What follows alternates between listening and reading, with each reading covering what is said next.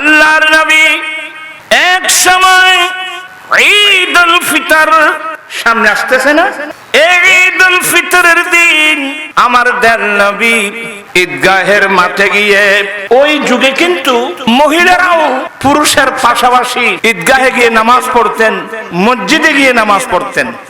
আমার ভাইরা, আমার নবীর যুগে ছিল, সিদ্দিক আকবরের যুগে ছিল, যখন খলিফাতুল মুসলিমিন হযরত সাইয়েদনা ওমর ফারুক রাদিয়াল্লাহু তাআলা আনহু মুসলিম বিশ্বের খলিফা হলেন, ফারুক আযম, ইনি নারী পুরুষ একসাথে মসজিদে যাওয়ার সময় দূরে বসে পাহারা দিতে। ফারুক আযম নারী পুরুষ আযান শুনে যখন মসজিদে যাচ্ছেন, ফারুক আযম দূরে বসে নিজের ছেলে সন্তানের মতো পাহারা দিচ্ছেন, কারণ মানুষের সঙ্গে শয়তান লাগা আছে। নারী পুরুষ আল্লাহর ঘর মসজিদে যাচ্ছে, কোন পুরুষ ভিন্ন দৃষ্টি দিয়ে কোন মহিলার দিকে দেখছে কিনা, কোন মেয়ে কোন পুরুষের দিকে ভিন্ন দৃষ্টি দিয়ে দেখছে কিনা। ফারুক আযম পাহারা দিলেন। সে পাহারাদার তো বাবা এখন নাই। ওনার পাহারার মধ্যে ধরা পড়ল ব্যতিক্রম কিছু, ধরা পড়ল নারী এবং পুরুষ মসজিদে যাওয়ার সময় কিছু কিছু মহিলা কিছু পুরুষের দিকে, কোন কোন পুরুষ কোন মহিলার দিকে ভিন্ন দৃষ্টি দিয়ে দেখতেন। ফারুক আযমের দৃষ্টি যখন ধরা পড়ে গেল, মজলিসে শুরা বৈঠকের মধ্যে উপস্থাপন করলেন, আমি পাহারা দিয়েছিলাম, আমার দৃষ্টিতে ব্যতিক্রম কিছু ধরা পড়ল। কয়েকজন সাহাবা বলে, হুজুর আমিও দেখছি। বলে, শোনো, নারী পুরুষ মসজিদে যাচ্ছে, মসজিদে যাওয়ার সময় কোন পুরুষ যদি কোন মেয়ের দিকে, কোন মেয়ে যদি কোন পুরুষের দিকে ভিন্ন দৃষ্টি দিয়ে দেখে, এই সিস্টেম চালু থাকলে আগামীতে আল্লাহর ঘর মসজিদ থাকবে না। এটা নারী পুরুষের ব্যভিচারের আড্ডায় পরিণত হবে। এই মহা বিপদ সংকেত বুঝতে পেরে সর্বসম্মতিক্রমে আইন পাস করা হলো, আজ থেকে মহিলারা আপন ঘরের মধ্যে নামাজ পড়বে, মহিলাদেরকে পুরুষের সঙ্গে মসজিদে যাওয়ার পারমিশন নাই। ফারুক আযম রাদিয়াল্লাহু তাআলা আনহু মহা বিপদ সংকেত, মহা বিপদ সংকেত। এগুলো তো না, শুধু আমি একটা একটা হাদিস বলে আপনারা আশ্চর্য হয়ে যাবেন। আমার নবী একদিন উটের পিঠে বসলেন। কোথায়? ওই সময় বাহন উট ঘোড়া।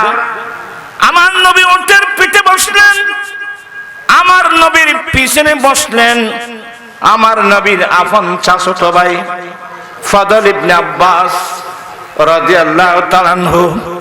আমার নবীর আপন চাচাতো ভাই আমার নবীর পিছনে উটের পিঠে বসলেন। আমার নবীর বংশধর এগুলো এনে সুন্দর কারো হয়। হ্যাঁ, तेरी नस्ल पाक में है बच्चा बच्चा नूर का,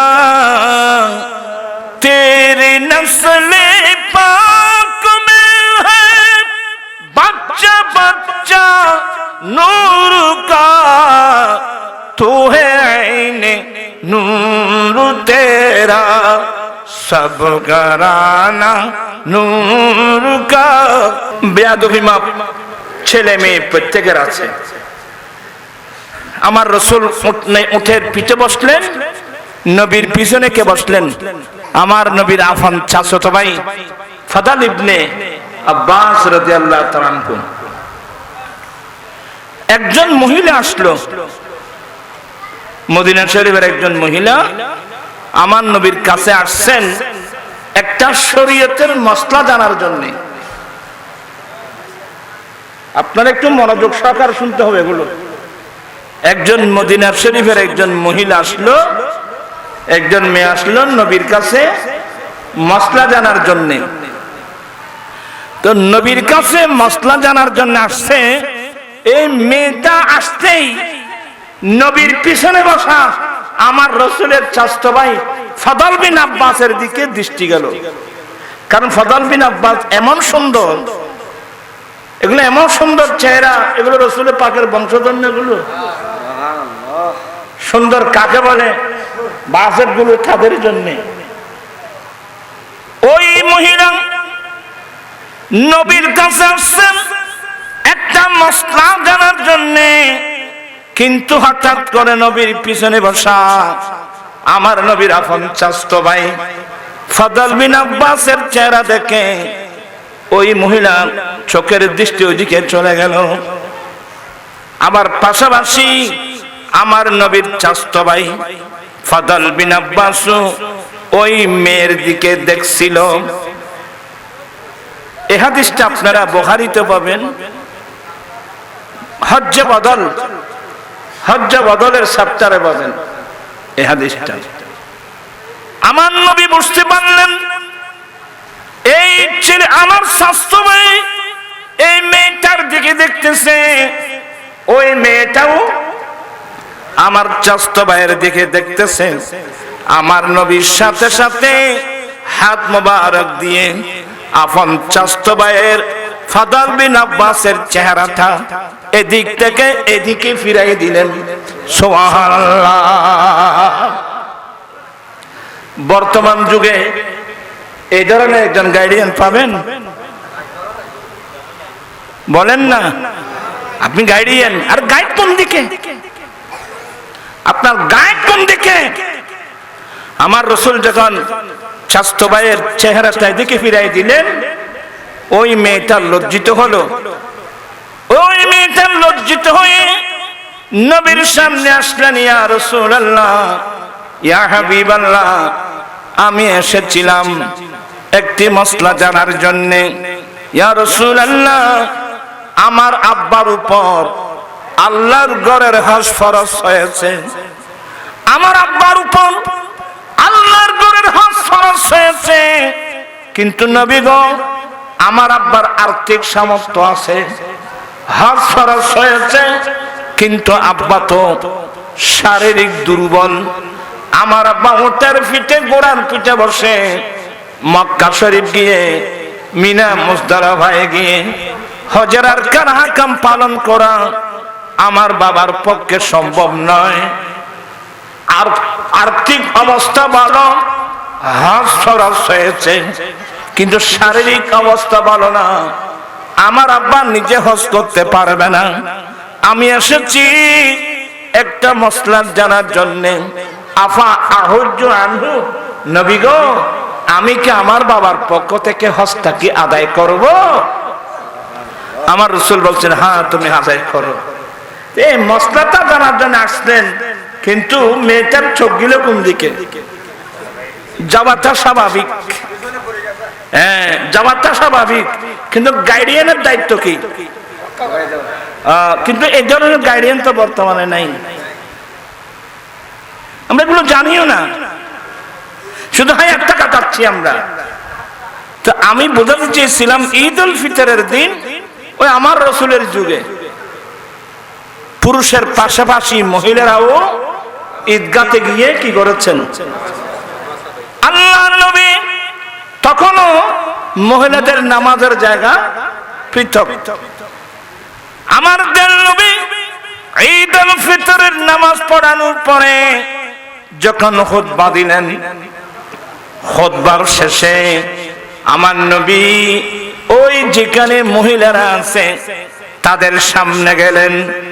তাদের সামনে গিয়ে আমার নবী বললেন, ইয়া মাশারান নিসা, এই মহিলার দল, উরিতুকুন্না আকসারা মিন আহলিন নার, আমি নবী দেখতে পাচ্ছি তোমরা অধিকাংশ মহিলা জাহান্নামী।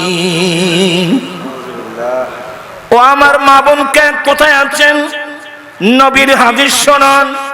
আমার নবী বলছেন, এই মহিলার দল, আমি নবী দেখতেছি তোমাদের মধ্যে অধিকাংশ মহিলা জাহান্নামী।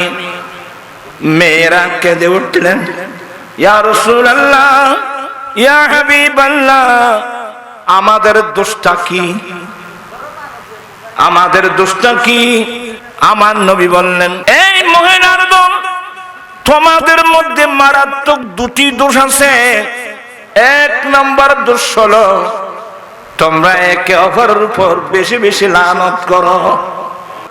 কথায় কথায় একে অপরকে অভিশাপ দেওয়া, লানত দেওয়া, এ ধরনের বদ অভ্যাস যদি কারোর মধ্যে থেকে থাকে, আজকে তওবা করুন। হ্যাঁ, মানুষের জীবনে ভুল আছে, ত্রুটি আছে, তওবা করলে আল্লাহ কি করবেন? মাফ করে দেবেন। না না, আমি মারাত্মক ভুল করেছি, আমি এই ধরনের শব্দ আর ব্যবহার করব না। আমার নবী বলেন, এই মহিলার দল, তোমাদের একটা দূষণ, তোমরা কথায় কথায় একে অপরকে অভিশাপ দাও। একটা কারণ। আরেকটা কারণ হলো তোমরা স্বামীর নাফরমানি করো। মায়ের পায়ের নিচে ছেলেদের জান্নাত বলার পিছনে রহস্য কি জানেন? আমার নবী বড় বৈজ্ঞানিক, আমার নবী বড় দার্শনিক। রাসূল করিম, সবাই বলুন সাল্লাল্লাহু আলাইহি ওয়াসাল্লাম, একদিন মসজিদে নববী শরীফের মিম্বরে দাঁড়াচ্ছিলেন। আল্লাহর নবী বলেন, প্রথম তাকের মধ্যে কদম রাখলেন, আমার নবী বলেন আমিন।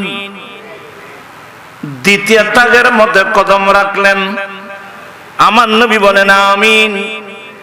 তৃতীয় তাকের মধ্যে কদম রাখলেন, আমার নবী বলেন আমিন। সাহাবায়ে কেরাম আশ্চর্য হয়ে গেলেন, জিজ্ঞাসা করলেন, নবী গো, আমিন বলা হয় কোন মানুষের দোয়া কবুল হওয়ার জন্য, তো আমিন বলা হয়, তো এখানে তো কাউকে দোয়া করতে দেখলাম না, শুনলাম না, আপনি আমিন কি জন্য বললেন? আমার নবী বলেন, এ আমার সাহাবায়ে কেরাম, আমি নবী যখন এই মিম্বরের প্রথম তাগের মধ্যে কদম রাখছিলাম, আমার পাশে ইমামুল মালায়েকা জিবরিল আলাইহিস সালাম ছিল। জিবরিল আলাইহিস সালাম একটি দোয়া করলেন। দোয়াটা হলো, ইয়া রাসূলুল্লাহ, ইয়া হাবিবাল্লাহ, রমজান শরীফের মতো মাস পেয়ে, রমজানুল মুবারকের মতো চাঁদ পেয়ে, মাস পেয়ে যে বান্দা আল্লাহর ইবাদত রিয়াজত করে করে আল্লাহর কাছে কেঁদে কেঁদে নিজের অতীত জীবনের গুনাহগুলো মাফ করাতে পারে নাই, ওই মানুষের উপর আল্লাহর অভিশাপ।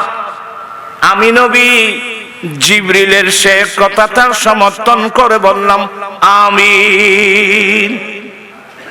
আল্লাহু আকবার।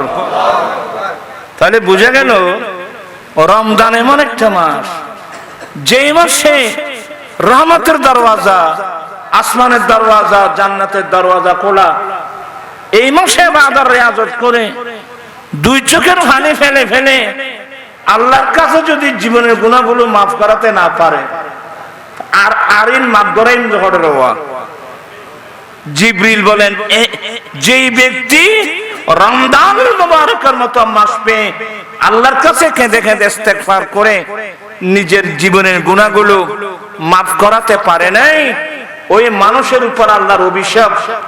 আমি রাসূল সমর্থন করে বললাম আমিন। আল্লাহু আকবার। আমার ভাইরা, এবার আমার নবী বলেন, আমি যখন এই মিম্বরের দ্বিতীয় তাকের মধ্যে কদম রাখলাম, জিবরিল আরেকটা দোয়া করলেন। যে ব্যক্তি মা বাবা পেয়েছে, যে ছেলেরা মা বাবা পেয়েছেন, মা বাবা পেয়ে মা বাবার খেদমত করে করে দুনিয়া থেকে জান্নাতের টিকিট সংগ্রহ করতে পারে নাই, ওই ছেলেদের উপর আল্লাহর অভিশাপ।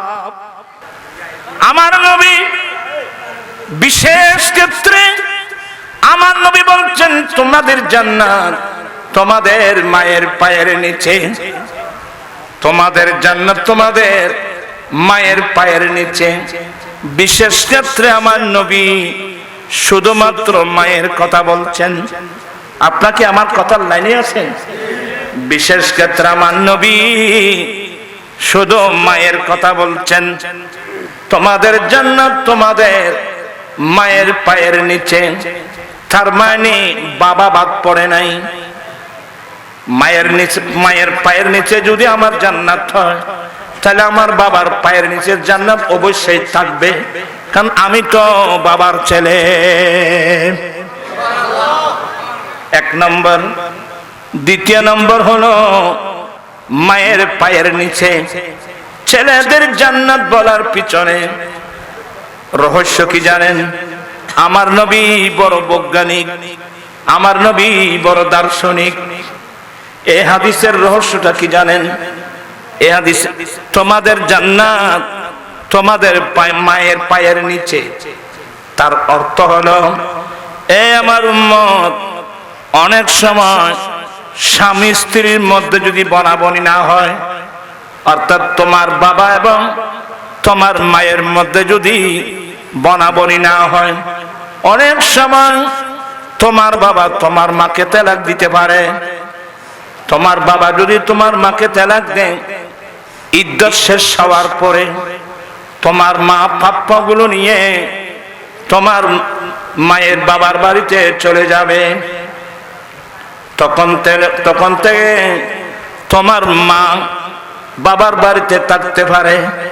তোমার মা আরেকজন স্বামী নিতেও পারে, আরেকজন স্বামী নাও নিতে পারে। কিন্তু অধিকাংশ মহিলা স্বামী যদি তালাক দিয়ে দেয় অথবা মারা যায়, অনেক মহিলা দ্বিতীয় স্বামী গ্রহণ করে না। আমার নবী কি জন্য বললেন যে তোমাদের জান্নাত তোমাদের মায়ের পায়ের নিচে?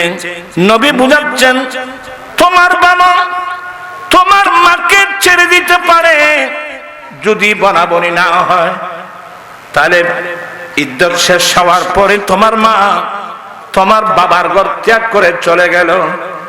এই মেয়েটা যদি স্বামীর ঘর ত্যাগ করে চলে যায়, তখন থেকে মেয়ের লালন পালন কে করবে? খোরাক সে তো অসহায় হয়ে যাবে। তার পোশাকের যোগান কে দেবে? অসুস্থ হলে কে চিকিৎসা করবে? মারা গেলে কে দফন কফন করবে? এই জন্য আমার নবী কত বড় দার্শনিক। আমার নবী বলছেন, আমার উম্মত, তোমরা ছেলেদের জান্নাত তোমাদের মায়ের পায়ের নিচে। তার মানে তোমার বাবা তোমার মাকে ছেড়ে দিতে পারবে। তোমরা ছেলেরা যেখানে থাকো, তোমরা এক সেকেন্ডের জন্য মাকে ফেলতে পারবে না। আল্লাহু আকবার। আমার নবী কত বড় দার্শনিক জানেন? এগুলো তো আমরা স্টাডি করি না, আমরা পড়িও না, স্টাডি করি না। मैं तो बीमारे नबी हूँ। MBN TV একটি ইসলামিক ইউটিউব চ্যানেল।